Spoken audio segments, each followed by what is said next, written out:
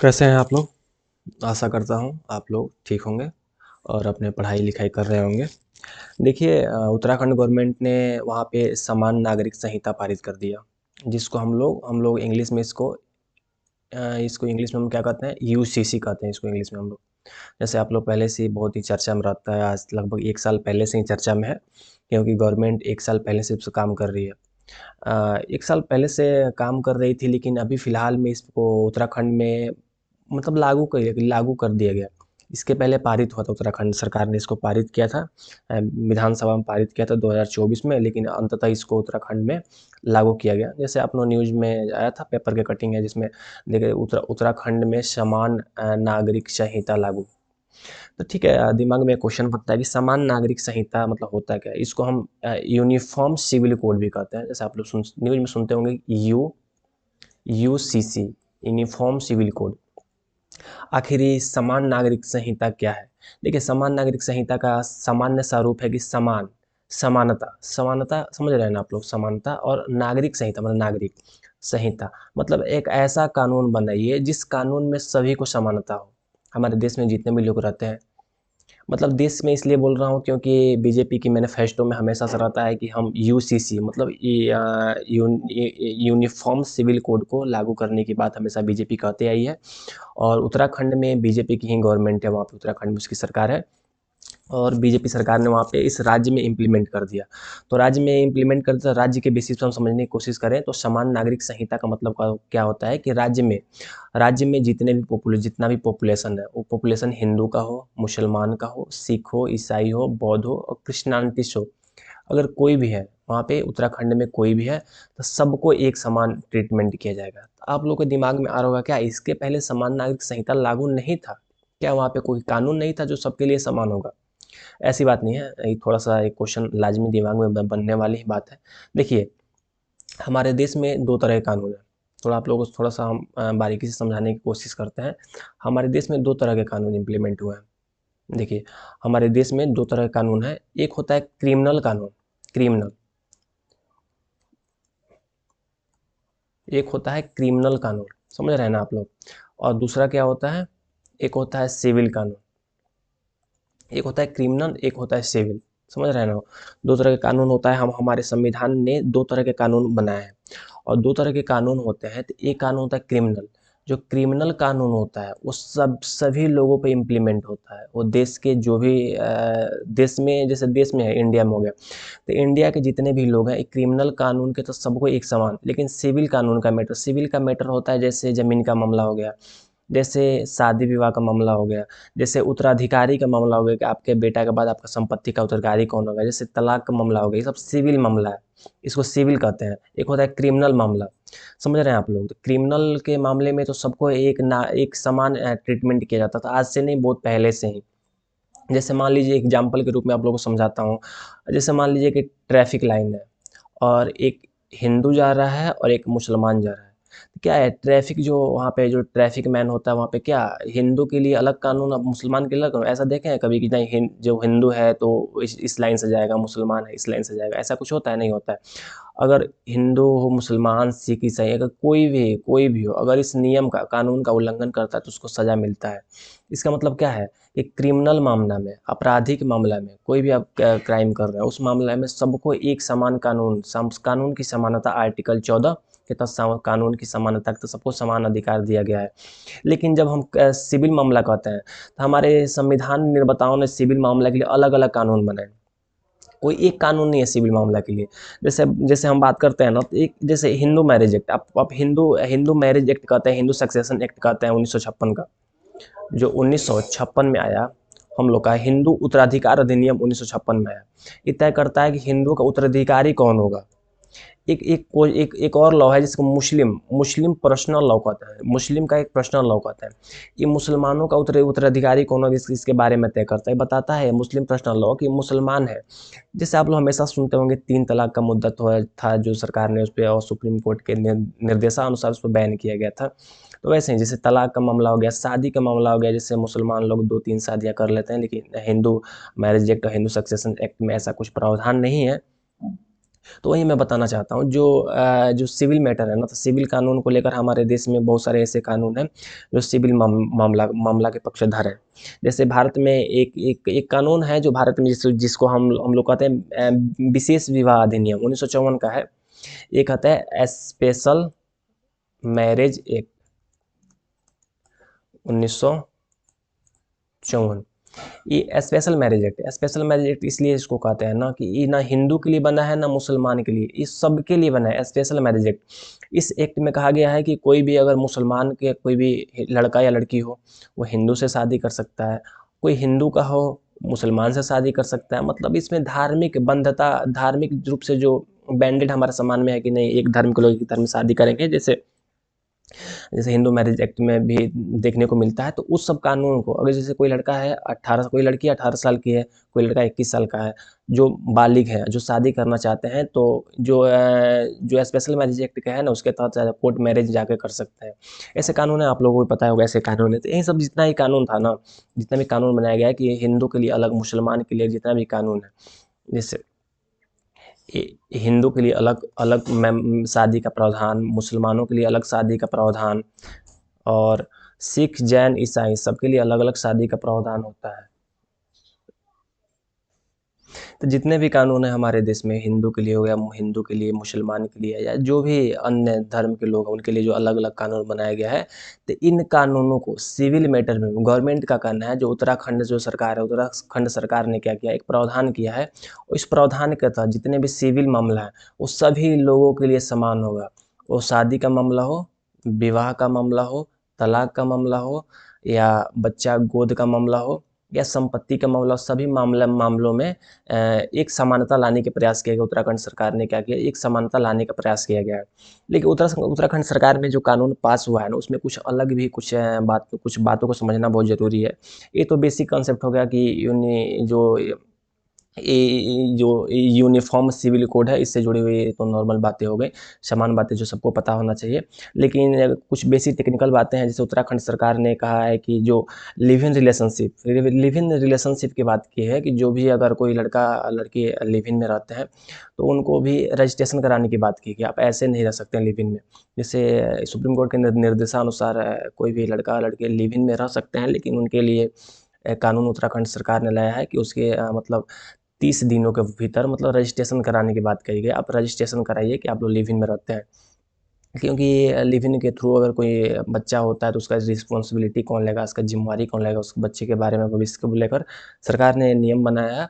और अगर कोई शादीशुदा लोग हैं तो उनको भी रजिस्ट्रेशन कराने की बात की गई है 60 डे के अंदर, 60 दिनों के अंदर उसका रजिस्ट्रेशन कराएं। ऐसा प्रावधान किया गया है सरकार के अंदर। और उत्तराखंड सरकार ने जो कानून पारित किया है, तो उत्तराखंड सरकार का कहना है जो कानून है, कुछ लोगों को इस कानून से उत्तराखंड सरकार ने छोड़ दिया हुआ है।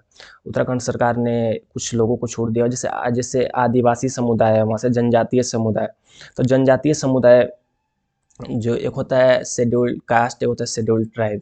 तो जो शेड्यूल्ड ट्राइब है, जनजातीय लोग हैं, उनको इस कानून से छूट है, क्योंकि उनकी जो प्राचीनतम उनकी जो विरासत है, उनकी जो प्राचीनतम संस्कृति है, उस पे हम लोग हमला नहीं बोल सकते। वो अभी हमारे समाज से कुछ कटे हुए लोग हैं, तो उनको अभी समाज में ढकेलना ठीक नहीं हुआ। इसीलिए सरकार ने उन लोगों के प्रावधानों को, जनजातीय समुदाय के लोगों को यूसीसी से बाहर रखा है, मतलब समान नागरिक संहिता से बाहर रखा है उत्तराखंड गवर्नमेंट ने। और उत्तराखंड गवर्नमेंट ने इन लोगों को और LGBT जो QAI जो प्लस जितने भी समुदाय हैं, इन लोगों को भी अभी छूट दे रखा है कि यूनिफॉर्म सिविल कोड के जो थ्रू है, समान नागरिक संहिता के थ्रू इन लोगों को भी थोड़ा रियायत दी गई है कि अभी ये समाज से थोड़ा वंचित वर्ग के लोग हैं, इनको समाज में भी जबरदस्त जबरन ढकेलना ठीक नहीं होगा। लेकिन अन्य जितने भी लोग हैं तो सभी लोगों को इसके तहत लाया गया है। देखिए, जैसे न्यूज में क्या था कि समान नागरिक संहिता लागू करने वाला उत्तराखंड देश का पहला राज्य बन गया है। सीएम धामी, जो मुख्यमंत्री वहाँ के धामी हैं, उन्होंने इसमें राज्य को लागू कर दिया। और उत्तराखंड सरकार ने इस नियमावली प्रस्तुत किया। उत्तराखंड में समान नागरिक संहिता नियमावली लागू हो गई। अब विवाह, तलाक, लिव इन से अलग होने का जो विरासत है आदि का ऑनलाइन पंजीकरण कराया जाए। यह बात आपको अभी आप लोगों को मैं समझा रहा था कि लिव इन वगैरह हो तो उसका भी रजिस्ट्रेशन होगा पंजीकरण होगा, और आवेदकों को अधिकारों के संरक्षण का भी इसमें ख्याल रखा गया है। और समय समय पर कार्रवाई नहीं करता है तो ऑनलाइन शिकायत दर्ज भी किया जा सकती है। यह कानून अनुसूचित जनजातियों, आगे ना यहाँ पे को छोड़कर, यहाँ पे इन लोगों के लिए छोड़ा गया है कि अनुसूचित जनजातियाँ जो अभी बता रहा था, जो समाज से वंचित वर्ग, उन लोगों को छोड़ा गया है। संपूर्ण उत्तराखंड राज्य और राज्य के बाहर रहने वाले उत्तराखंड के निवासियों को लागू होगा, और इस कानून के नियम प्रावधानों को दिया गया, इस प्रावधानों के बारे में विवरण स्पष्ट किया गया। तो यही जो न्यूज़ है, ये तो नॉर्मल न्यूज़ होगी, सबको पता ही होना चाहिए, लेकिन थोड़ा सा एग्जाम के व्यू से कुछ हम पॉइंट समझ लेते हैं कि अच्छा आखिर जो यूनिफॉर्म सिविल कोड है, जो यूनिफॉर्म सिविल कोड है, इसके बारे में थोड़ा सा हम एग्जाम के पॉइंट ऑफ व्यू से ये समझ लेते हैं। अगर कोई बच्चा एग्जाम दे रहा है तो अगर जो होता है ना, जैसे मान लीजिए कि यूनिफॉर्म सिविल कोड है, तो हमारे संविधान के किस आर्टिकल से जुड़ा हुआ है, क्योंकि स्पष्ट आर्टिकल 44 में कहा गया है कि एक गवर्नमेंट का रिस्पॉन्सिबिलिटी एक समाज में एक यूनिफॉर्मिटी लाए, मतलब समानता लाने की बात की गई है, सभी को एक समान। ये कहा गया है कि हमारे संविधान में एक आर्टिकल है, आर्टिकल देखिए आर्टिकल 12 से 35, ये हमारे फंडामेंटल राइट है, मूल अधिकार है। और आर्टिकल 36 से आर्टिकल 51, इसमें डीपीएसपी मतलब directive principle of state policy, राज्य की नीति निर्देशक तत्व के बारे में बताया गया। इसी में एक आर्टिकल, आर्टिकल 44 आर्टिकल देख रहे हैं। इसी 44 में कहा गया है कि राज्य पूरे भारत में नागरिकों के लिए यूसीसी, संविधान में लिखा गया है बाकायदे, यूसीसी सुरक्षित करने का प्रयास करेगा। इसके बारे में बताया गया है कि यूसीसी संविधान में लागू की जाएगी, और बाकायदे यूनियन इसको कहते हैं कि यूनिफॉर्म सिविल कोड के बारे में समान नागरिक संहिता, यूसीसी। तो संविधान का आर्टिकल 44 याद रखिएगा, ऑनलाइनर जितना भी एग्जाम होता है पूछ देगा कि किस संविधान के किस अनुच्छेद के तहत समान नागरिक संहिता का प्रावधान किया गया, तो आर्टिकल 44। आगे हम इस बारे में पढ़ते हैं कि यूसीसी की उत्पत्ति औपनिवेशी काल, मतलब भारत जब गुलाम था उस टाइम ही इसकी उत्पत्ति हो गई थी। 1835 में अपनी एक रिपोर्ट में ब्रिटिश सरकार ने 1835 में एक रिपोर्ट आई थी, उस 35 की रिपोर्ट में, जिसमें भारतीय कानून के संहिताबद्ध करने की एकरूपता की आवश्यकता पर बल देगा, कहा गया था कि 1835 के कानून में कहा गया था कि भारत में जितने भी कानून हैं, वो शादी का कानून हो या कोई भी बच्चा गोद लेने का कानून हो या उत्तराधिकार का अधिनियम से लेकर भी कानून हो, सबके लिए एक संहिताबद्ध कानून होना चाहिए। पहली बार उठकर 1835 में इस सामने आया था कि ऐसा कुछ होना चाहिए। लेकिन ब्रिटिश शासन ने सरकार को अगर 1941 में हिंदू कानून को सूचिताबद्ध करने के लिए बीएन राव, जो बीएन राव का नाम बहुत ही इंपॉर्टेंट है, इनको याद रखिएगा कि बीएन राव की समिति ने ही सबसे पहले कहा था कि हिंदू कानून को एक संहिताबद्ध किया जाए। एक संहिताबद्ध का मतलब होता है कि एक पोटली में लाया जाए, जो हमारे देश में जो अलग अलग कानून है, इन कानून को एक पोटली में लाकर संहिताबद्ध किया जाए कि किसी प्रकार का कोई दिक्कत ना हो, इसके लिए बात की गई थी। और इन सिफारिशों के आधार पर 1956 में भारत में हिंदू उत्तराधिकार अधिनियम, देख रहे हैं ना, हिंदू उत्तराधिकार अधिनियम के रूप में एक विशेष अधिनियम अपनाया गया। हालांकि मुसलमानों, ईसाइयों और पारसियों के लिए अलग अलग व्यक्तिगत कानून है, मतलब मुसलमानों के लिए जो पर्सनल लॉ है, और ईसाइयों के लिए पादरियों के लिए अलग अलग कानून है, कानून बनाए गए, अलग अलग कानून बनाए गए हैं। लेकिन जो भारत में जो आपको एक बात और ध्यान रखने वाली बात है, जो भारत में जो हिंदू जो हिंदू का जो हिंदू उत्तराधिकार अधिनियम है और हिंदू का जो मैरिज एक्ट है 1956 का, इस हिंदू में किसको किसको डिफाइन किया गया था? इसमें बौद्ध, जैन, सिख, ये तीनों को इसमें शामिल किया गया। बौद्ध, जैन, सिख तीनों का प्रावधान इसी हिंदू मैरिज एक्ट के तहत किया गया, क्योंकि इनको हिंदू और सनातन से अलग नहीं माना जाता है कि हिंदू से ही एक सब कैटेगरी है, तो इसलिए इनका जो कानून है वो हिंदू मैरिज एक्ट और हिंदू सक्सेशन एक्ट के तहत ही काम करता है। और जो इन लोग हैं, जैसे मुसलमानों के लिए पर्सनल लॉ की बात की गई है हमारे संविधान में। संविधान के थ्रू जो कानून बनाया गया, उस कानून के थ्रू इसको उत्तराधिकार की बात की गई है। लेकिन एक ध्यान रखने वाली बात है हम लोगों की, भारतीय उत्तराधिकार अधिनियम एक 1925 का है, एक है जो जैसे हिंदू उत्तराधिकार अधिनियम 1956, याद रखिएगा, हिंदू अधिकार अधिनियम 1956 है, लेकिन एक भारतीय अधिकार अधिनियम 1925 में है। भारतीय अधिकार अधिनियम 1925 में है, जब देश अभी आज़ाद नहीं होता। तो इस कानून के तहत ही हमारे देश में जो ईसाई हैं, जैसे लिखा हुआ है कि ईसाई, पादरी, जब इन लोगों के लिए कानून बनाया गया तो इसके तहत इनके पर्सनल लॉ के बारे में डिफाइन किया गया, और इसके थ्रू इनको जस्टिस मिलता है, न्याय मिलता है। तो ये सब बातें थोड़ा टेक्निकल बात है, आप लोगों को थोड़ा सा याद रखनी पड़ेगी, क्योंकि ये सब बातों को याद रखना जरूरी है। और कुछ और भी बातें हैं जो मैं चाहूँगा कि आप लोग थोड़ा सा टाइम दें और समझें कि उत्तराखंड समान नागरिक संहिता विधेयक सभी धर्मों के लिए समान कानून क्या है, तो अगर शादी, तलाक, विरासत, गोद लेने सब मैं आपको बता चुका हूँ कि ये इसमें पर्सनल लॉ विधेयक में क्या है, तो एक कानून बनेगा जो सभी धर्मों को मानने वाले समान रूप से लागू होंगे। और बहु विवाह पर रोक लगाया गया है कि इसमें कानून में कहा गया है कि बहु विवाह नहीं हो सकता अब, क्योंकि इस कानून के हिसाब से सबको एक शादी करना है। देख रहे हैं लिखा हुआ है कि तलाक के बाद दोबारा उसी पुरुष से शादी के लिए कुछ कुरीतियाँ थी जो समाज में, जो जैसे हलाला वगैरह के बारे में थोड़ा जिक्र किया गया है, क्योंकि हलाला मुसलमान समुदाय में जो तलाक हलाला था उसको निषेध करने के लिए काम किया गया। वैसे कुछ कुरीतियाँ थी उनको हटाने के लिए ही यूसीसी उत्तराखंड गवर्नमेंट ले रहा है। बहु विवाह पर रोक लगाने की बात कही गई इसमें। अब जो उत्तराखंड में उस एक से अधिक शादी नहीं कर सकता, सबके लिए एक कानून है। महिला को तलाक के बाद उसी पुरुष या अन्य पुरुष से शादी करने के लिए शर्तों में नहीं बांधा जा सकता। वहीं हलाला के बारे में जिक्र किया जा रहा है कि कोई शर्त नहीं होगा कि उसी से शादी करो या दूसरा से, वो किसी से शादी कर सकती है, ऐसा प्रावधान किया गया है। तो ये सामान्य बातें हैं जो यूसीसी के बारे में आप लोगों को पता होना चाहिए। ठीक है, तो मैं आशा करता हूँ कि आप लोगों को वीडियो अच्छा लगा होगा। अभी तो उत्तराखंड में सिर्फ ये कानून लागू हुआ है, लेकिन हो सकता है कि आने वाले समय में पूरे भारत में ये कानून लागू हो। तो अगर वीडियो अच्छा लगा हो तो वीडियो को लाइक कीजिए, चैनल को सब्सक्राइब कीजिए, अपने दोस्तों को शेयर कीजिए, ताकि सबको समान नागरिक संहिता के बारे में, यूसीसी यूनिफॉर्म सिविल कोड के बारे में सबको जानकारी हो। चलिए हम मिलते हैं किसी नेक्स्ट वीडियो में, फिर किसी वीडियो पर बात करेंगे। आप लोगों को वीडियो देखने के लिए बहुत बहुत धन्यवाद।